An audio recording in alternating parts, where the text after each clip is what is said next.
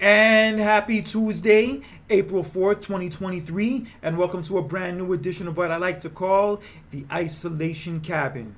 I am your host, the vegan you believe in, Kirk Cadet, and here on the Isolation Cabin, we like to talk about the different forms isolation takes on, whether it be positive or negative, the effects it has on us, and what we can do to have a better handle on it and have a better quality of our lives going forward. So today, I want to talk to you guys about being vulnerable.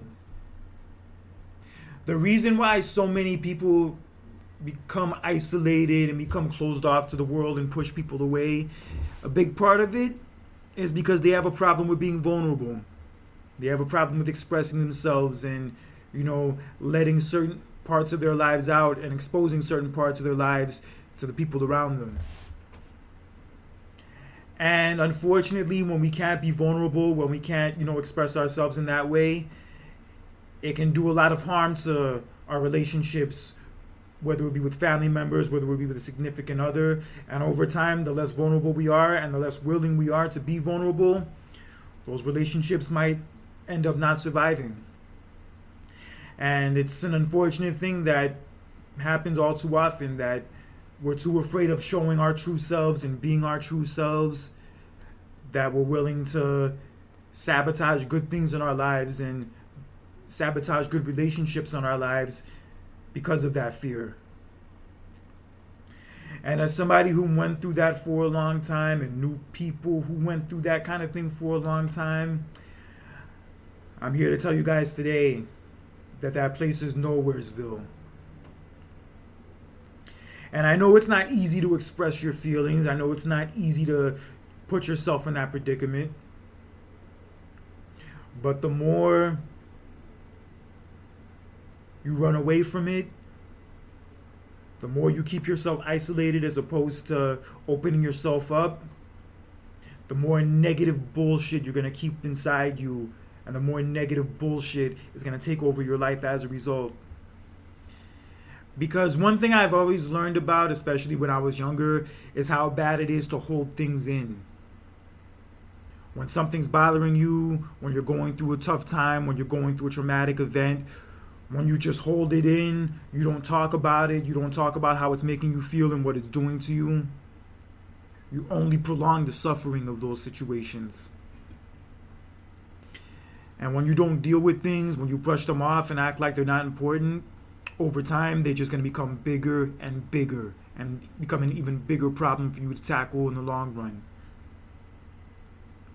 So why do people have a problem with being vulnerable? Why do people have a problem with expressing themselves? A big reason why, and this issue exists a lot with men, is you're taught that being vulnerable is a sign of weakness. And that if you're vulnerable, you're a punk, you're a pussy, and that you're not tough, all that kind of bullshit. It's sad, but it's true. A lot of us grew up to think that way. Specifically, a lot of men grew up to think that way. And when you grow up to think that way, that it's not okay to express your feelings, it's not okay to allow yourself to be vulnerable, then over time, you grow up to be a person who becomes closed off, and a person who can't express themselves, and a person who's too afraid to be their true selves. And that's not a happy life, ladies and gentlemen. You won't get anything good out of that. You won't get anywhere far out of that. And most of all, you will only end up suffering out of that way of life. And another reason why people are afraid of being vulnerable is because they don't want to allow another person to get too close, or even close at all. I notice it a lot with myself, and I've noticed it a lot with certain people I've dated or certain friends I've had, that some people are so afraid of getting hurt and so afraid of being done wrong by someone that they will not allow themselves to be vulnerable with anyone. They won't allow themselves to really open up with anyone. And hey, I can understand parts of that. I can understand going through a tragic situation, traumatic situation, and those things change you. They really do. And it's okay to go through a mourning period when those things happen, but when you allow those situations to dictate your life to that degree, to the point where you're not allowing yourself to be the real you and let other people see the real you, then you let those situations and those tragic events win. Because you'll never have a shot at a healthy relationship or at a happy life in general if you allow yourself to be that closed off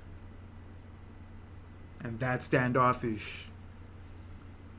Because if you ever want to have a bond with someone, if you ever want to be close with someone, you have to allow yourself to be vulnerable around them. You have to let them see the real you. You can't run from it. You can't hide from it.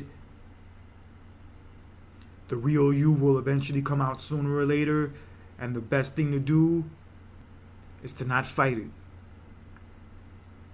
Express how you really feel.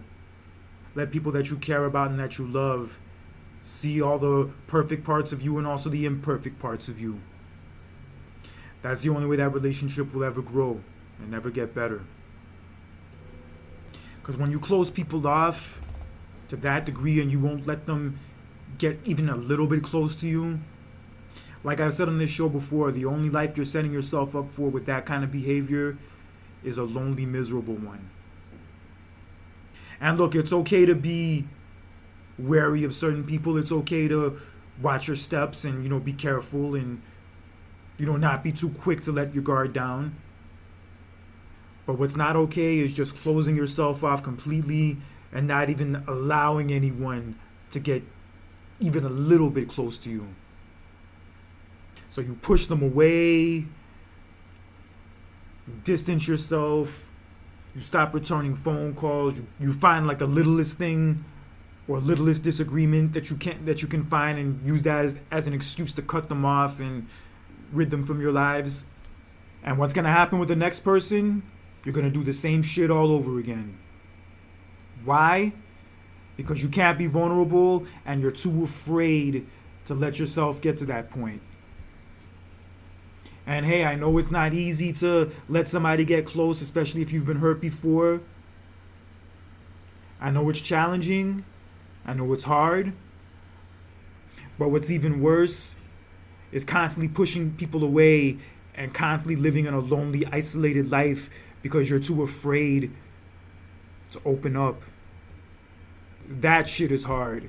And that shit will continue to be hard until you eventually decide to do something about it. And what can you do to make yourself more vulnerable and make yourself more willing to open up? What can you do to get better at those things? Well, the one thing I did learn that did work for me is going to therapy. That's another thing people put labels on and look at as a taboo, saying that you're weak if you go to therapy, you're a pussy if you go to therapy, you can't handle your own problems if you go to therapy. And that is bullshit. Major league bullshit. Going to therapy, if you can afford it and find a way to do it, is something that can do you a lot of good and will definitely make sense of certain issues in your life that you've gone through for years. Because I learned through going to therapy and just talking certain issues out and talking out certain situations that when you let yourself be vulnerable and you let yourself open up, that's all part of the healing process. And if you want to heal, you want to get better, then you have to do that. Because it's okay to be sad. It's okay to be depressed sometimes. It's okay to be angry or have certain feelings about certain things. But the thing that's not okay is holding it in. So that's why therapy can be a good thing. Because you can talk about those things that are bothering you to a person who's not going to judge you and a person that doesn't even know you. And the more you talk about them, the more you express the feelings they give you, the more you're able to get it all out of your system and release it, as opposed to holding it in and continuing to let it consume you. The more you talk about your shit, the more you air out your shit in a healthy way and in a way that's progressive, the healthier you're going to see yourself being both physically, mentally, and emotionally. If there's one person you can 100% be comfortable with being vulnerable around, it is a damn therapist. I promise. It is. If you can't do it with your parents, if you can't do it with your significant other, even your friends or siblings or whatever, you can do it with a therapist. I promise you can do it with them. And they'll definitely give you some books to read that'll make even more sense, that will give you terms to certain feelings and certain situations you've been in that you never knew existed. And the more you do that, the more inner work you do, the more things in your life will make more sense and the more progress you'll make. And the better, I promise you, the better you are going to feel. And I know being vulnerable isn't always easy. I know that putting yourself out there to that degree can be a scary thing. But when you face that fear and you say that you're not going to allow your negative feelings and the negative things that happen in your life to dictate it, you take that power away from those tragic events and tragic situations that try to consume your life and dictate your life, and you put that power back into your own hands. And if you can open up with your therapist and you can talk to your therapist about certain things, over time, you'll feel a lot more comfortable with talking to the people in your life about these things, and you'll be less ashamed of it. Because that's why I started this podcast. Because there are a lot of issues I dealt with when I was a kid concerning being isolated and whatnot, and I did notice how it affected me as I got older. And the more I learned about why I was the way I was and why things are the way they are, the more knowledge it gave me on how to fix those things and get better at them. And it's still a process, I'm still doing it, but the fact that I'm in a better place in my life now than I was before I started going to therapy 3 years ago, that definitely shows that doing that wasn't for nothing. And another way you can get better at being vulnerable is by writing your feelings down. If you don't feel comfortable talking about your issues and what's bothering you with someone, then simply writing it down is another way of getting it out of your system and not holding on to it. Because honestly, doing that is a way of being vulnerable and also being honest with yourself. And if you can't do those things with yourself, how are you going to be able to do it with other people? So that's one thing I've learned, is that doing that shit is a way of working on the relationship with yourself and bettering the relationship with yourself. Yes, being vulnerable and being honest with yourself will definitely help you make more progress and better the chances of you having better relationships with the people around you. And also, more than anything, don't be afraid of being vulnerable around the people close to you. I know it's hard to trust people. I know it's hard to let your guard down. But if you care about having any relationships with any of those people and want to get close to any of those people, then you have to allow yourself to be vulnerable around them. Because the worst thing you can do is hide your feelings from the people that are close to you and the people that love you the most. Holding them in, not expressing yourself, and also just becoming an island. You're just going to suffer all by yourself. The best relationships that I know of are the ones where there is healthy communication and where people allow themselves to be vulnerable around each other. Where they're not afraid to express their feelings, express how they feel, and are able to work through all that shit. When you're willing to open yourself up to someone and put yourself out there and let yourself be vulnerable around them, you're showing them that you have nothing to hide, and you're showing them that you're not afraid of them seeing the real you and seeing who you really are. And if you show that to them, the better chance you'll have of them trusting you, and the better chance you'll have at building a strong bond with them. Because you can't build a bond with someone, a real legit bond with someone, if you don't let them see the real you. So by letting them see that real you, even if it is, not your favorite part of yourself, you show them that you have nothing to hide and that you will always be honest with them. And when people know that you can be honest with them and they know that they can trust you, then you're off to a good start. So yeah, don't ever be afraid of being vulnerable. Don't ever be afraid of expressing how you really feel. Because it's when you're vulnerable, when you allow yourself to get to that point, that you'll eventually be able to work through whatever you're going through and come out of it on the other side of it even better than you were before. So don't be afraid of being vulnerable. Embrace that shit. Accept that shit. And over time, the more you do, the more you'll like where you end up and the relationships you build along the way. Well, that's all the time I have for today, ladies and gentlemen. Hope you guys enjoyed this episode. Feel free to follow me on all of my social media platforms, Facebook, Instagram, LinkedIn. Tell me what you liked about the show, what you didn't like about the show. Also, you can listen to this podcast on YouTube as well as Spreaker. Leave a comment.